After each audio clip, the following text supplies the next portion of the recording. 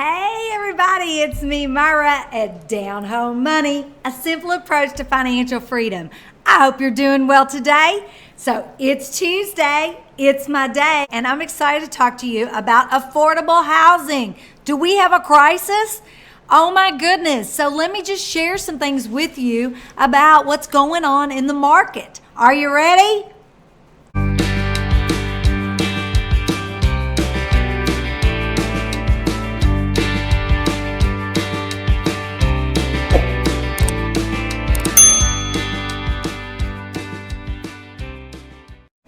Okay, so affordable housing crisis. That's what we're having right now.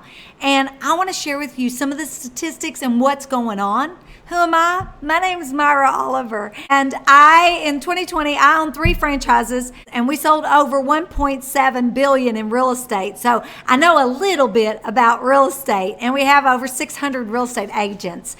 And so I want to share with you about what's going on in the market. I'm in 3 states. I was in Kentucky, Ohio, and Indiana.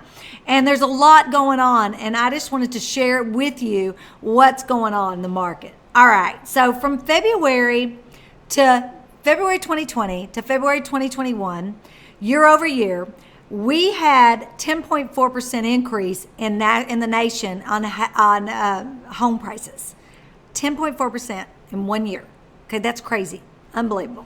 So the growing home prices are great for existing owners. I mean, it's fantastic, right? Because most people, their wealth is in their home. So congratulations, huge growth on your net worth because of your home.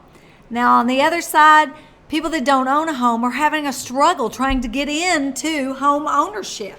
So it's been a real struggle. So here's why. There is a housing supply gap. It's about supply and demand in anything, okay? It doesn't matter what it is. If there's not enough supply, but we have more buyers than we have homes, then we have a problem, right? We have a supply and demand problem. And there's a housing supply gap problem for the first-time home buyers. You know, it's just not there for affordable homes for them. So here's the increases year over year. According to CoreLogic, home prices growth accelerated in all 4 price tiers to the highest rates since 2005 for the lowest tier and since 2006 for the 3 higher tiers. Now let me explain to you what these tiers, how they figure this stuff out, so to help you make it easier. You know, every area, and real estate is local, and every area has a median house price. But we're going to talk about the median home price right now just for the U.S., so to speak. So just the median home price across the board. Average sales price for a home for a new home in 2020 was $389,400. And in 2021, it's reached $408,800. Okay, so let's consider that the median home price. So the low tier would be 75% of that. So 75% of the median price is the low tier. Then there's tier number 2, which is low to middle. That's 75 to 100% of the median price. So up to the median price is the second tier, which is low to middle. The third tier is middle to moderate, and that is 100%. So it is the median price up to 125% of that. And then the high price point is 125% above, like 25, like the median price, anything over 125% of the median price, if that makes sense. Hopefully you got that. Did I totally confuse you? I hope not. All right, so what they're saying is the low tier, the price from where it was is up 14.2%. The low to middle tier is up 12.4%. And the middle to moderate tier is up 11.6% in price. And high price is up 11%. So your more expensive luxury homes aren't having the increase. It's the lower tiers. And the problem with the lower tiers having these increases is that it is the affordability problem. It's pushing out our first-time home buyers. It's really causing havoc on them. They're having to stay as renters because of it. So we do have affordability problem. Now, a lot of people say we're not in a recession, we're in an inflation. This is inflation market. You know, guys, we're in a recession when it comes to jobs. We're in a recession. When it comes to housing, you're right. We're in inflation. The prices are going through the roof. Gas prices, if you've noticed, are going up also. So it's a strange market. It's kind of weird. It depends on who you talk to, on which market we're in. But all states have shown appreciation. So from February of 2020, when COVID hit, to February of 2021, every state has had an increase. Connecticut and Montana have had the biggest acceleration in home price growth during this time.